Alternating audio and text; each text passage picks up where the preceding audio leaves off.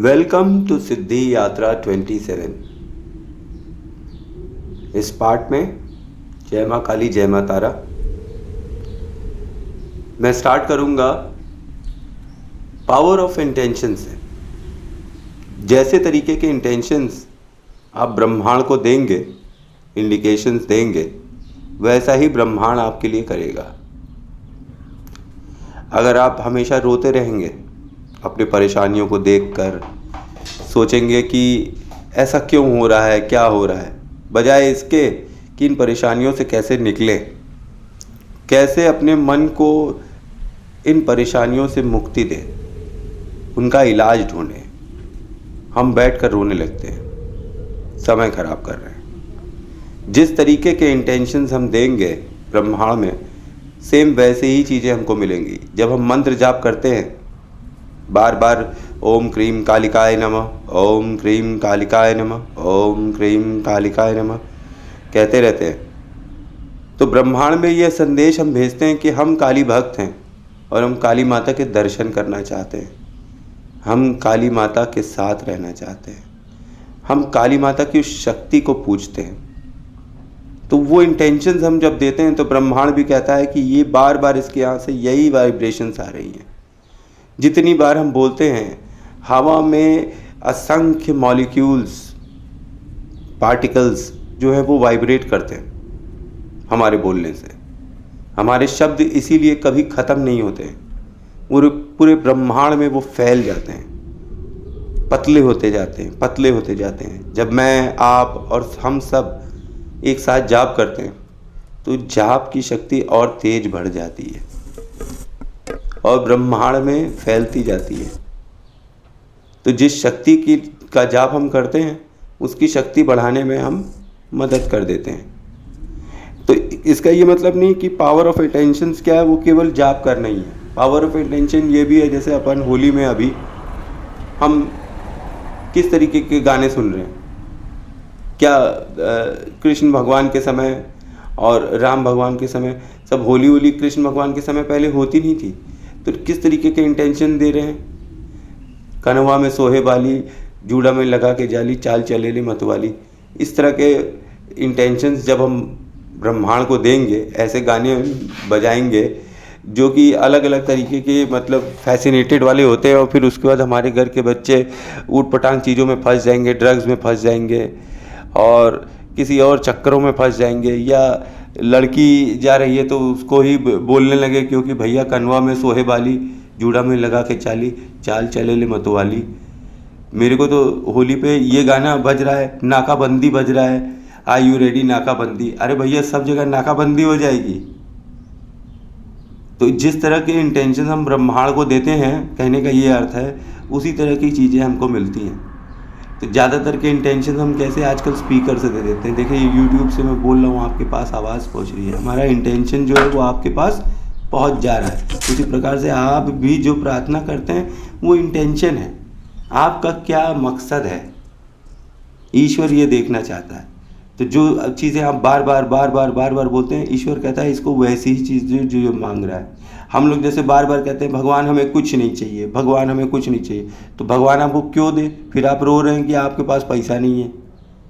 मैं बार बार कहता हूँ, जो भी आप प्रार्थना करें सोच समझ के करें, शुभ शुभ बोलें और अच्छा बोलें और बुद्धि लगा कर बोलें।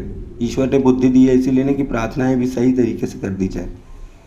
गलत सलत प्रार्थनाएं नहीं करिए, हमें कुछ नहीं चाहिए। हमें कुछ नहीं चाहिए का मतलब होता है हमें मृत्यु चाहिए। फिर जब आप मरेंगे तो लोग कहेंगे बताइए भगवान ने मार दिया, केदारनाथ में बहा गए। आप समझिए केदारनाथ में जितने भक्त बह गए होंगे बाढ़ में, तो कई लोग सोचते होंगे अरे यार ये कैसे हो गया कि केदारनाथ जी ने बचाया नहीं, भगवान शंकर ने नहीं बचाया। भगवान शंकर से वो सब कह रहे थे भगवान हमें कुछ नहीं चाहिए, भगवान हमें आप चाहिए, भगवान हमें आप चाहिए, हमें कुछ नहीं चाहिए, कुछ नहीं चाहिए। मुक्त कर दिया, जैसी प्रार्थना करे वैसी ही चीज़ें मिल गई। अब भाई भगवान की क्या गलती हो गई, है ना। तो ये हो गया पावर ऑफ इंटेंशंस। और दूसरा है power of manifestation. Power of manifestation है कि क्या आपकी इच्छा है, आप कौन सी इच्छा करते हैं। आप जो भी इच्छा करते हैं उसको एक सफ़ेद रंग के कागज़ पर लिख के अपनी वेस्ट साइड की वॉल पर चिपका दीजिए। जब भी ध्यान करिए उस कागज़ का ध्यान करिए और उस इच्छा का ध्यान करिए जो आपने लिखा है। इसको निरंतर जाप करते वक्त याद करिए, स्मरण रखिए। ध्यान में अपनी उस इच्छा का स्मरण करिए जो आपने ब्रह्मांड से कहा है कि मुझे चाहिए, मुझे 1 करोड़ चाहिए। अब लोग कहेंगे पागल है। नहीं, जब आप अपना हर काम 1 करोड़ पाने के लिए करेंगे तो आपको 1 करोड़ जरूर मिल जाएगा। ब्रह्मांड यही तो चाहता है। पहले आप इच्छा करें, फिर उसके लिए कर्म करें, और कर्म करेंगे मिल जाएगा। केवल इच्छा करने से थोड़ी मिलेगा। आप इच्छा करिए, इच्छा इतनी प्रबल हो कि कर्म भी उसी तरीके का प्रबल हो और आपको मिल जाए, आप उसी तरीके का काम करने लगें। ये थोड़ी होता है कि ये हम कहते हैं भैया रोज कि हमको 1 करोड़ मिल जाए, 1 करोड़ मिल जाए तो मिल जाएगा। 1 करोड़ मिल जाए, अब 1 करोड़ कैसे मिले, किस तरीके से मिले, किस तरीके से पैसा हमारी तरफ अट्रैक्ट हो जाए, इसका जतन तो हमें करना ही पड़ेगा। अब जैसे ओम क्रीम कमलाय हुम फट स्वाहा जो है, ये माता कमला तांत्रिक लक्ष्मी को बुलाने का मंत्र है। तो अगर हम इसका भी निरंतर जाप करते हैं तो हम कमला माता की स्तुति कर रहे हैं। जब लक्ष्मी माता की स्तुति करेंगे तो लक्ष्मी मिलेगी, शक्ति की स्तुति करेंगे शक्ति मिलेगी, और बुद्धि की स्तुति करेंगे तो बुद्धि मिलेगी। तीनों देवियाँ याद है ना, सरस्वती, लक्ष्मी और महाकाली। तो ये मैं कहने का इच्छुक हूँ कि जिस तरह की शक्ति की आप पूजा आराधना करेंगे उसी तरह की आपको शक्ति मिलेगी पूजा आराधना से। अब इस होली तो भाई मेरा मन थोड़ा सा खट्टा हो गया। मैं अपने एक मित्र के यहाँ गया हुआ था, तो मैंने उनसे ऐसे ही पूछा कि भाई आपने सब्सक्राइब किया था, आपने कुछ सुना होना? तो वो कहते हैं यार तुम फर्जी बातें करने लगते हो। तो मैंने समझ नहीं है, मैंने कहा क्या फर्जी बातें? इस तरह का विरोध मुझे पता नहीं क्यों सुनने को मिल रहा है। जब से मैं यूट्यूब पे आया हूँ मुझसे इस तरह का लोग विरोध, ऐसे जब पर्सनली मिलता हूँ विरोधाभास वाली कई बातें लोग करते हैं, और दूसरे धर्म के लोग नहीं करते हैं, अपने ही धर्म के, हिंदू धर्म के लोग करने लगते हैं। अब वो कह रहे हैं कि आप फर्जी बातें कर रहे हैं। हमको ये नहीं समझ में आया कि जब हम लोग 13 साल कॉन्वेंट में पढ़े और आ father thou art in heaven पढ़ रहे थे, तो वाई डेंट वी क्वेश्चन कि ये तो फर्जी बातें हैं? कहाँ है फादर? तो दिख तो नहीं रहे। Thou art in heaven, where is haven?